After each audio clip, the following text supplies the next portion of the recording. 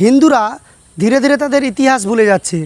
আর যদি এইভাবে ইতিহাস ভুলতে থাকে, একদিন হিন্দুদেরকে মরতে হবে নিশ্চিত। আমাদেরকে বঙ্গোপসাগরে ডুবে মরতে হবে। যদি ইতিহাস ভুলে যাচ্ছেন, একটি ছোট বাচ্চা ছেলের কাছ থেকে সেই ইতিহাস একবার শুনে নিন। হিন্দুরা ইরান ছেড়েছিল, হিন্দুরা ইরাক ছেড়েছিল, হিন্দুরা কাবুল ছেড়েছিল, হিন্দুরা গান্ধার ছেড়েছিল। 400 বছর আগে হিন্দুরা আফগানিস্তান ছেড়েছিল। 200 বছর আগে হিন্দুরা হিন্দুকুশ ছেড়েছিল। 100 বছর আগে হিন্দুরা তক্ষশিলা ছেড়েছিল। 70 বছর আগে হিন্দুরা পাকিস্তান ছেড়েছিল।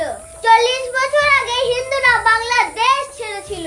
30 বছর আগে হিন্দুরা কাশ্মীর ছেড়েছিল।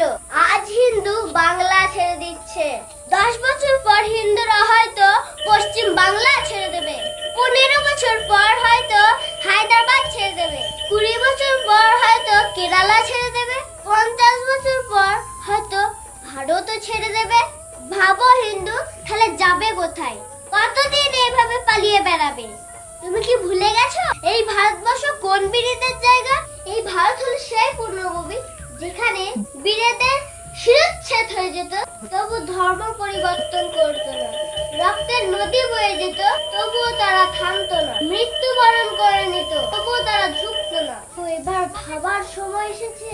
ভাবো, চলে যাবে নাকি লড়ে নেবে? শুনলেন তো, এরকম একটা ছোট বাচ্চার কাছ থেকে ইতিহাস শেখা উচিত আছে আমাদের। জয় শ্রীরাম, ভারত মাতা কি জয়।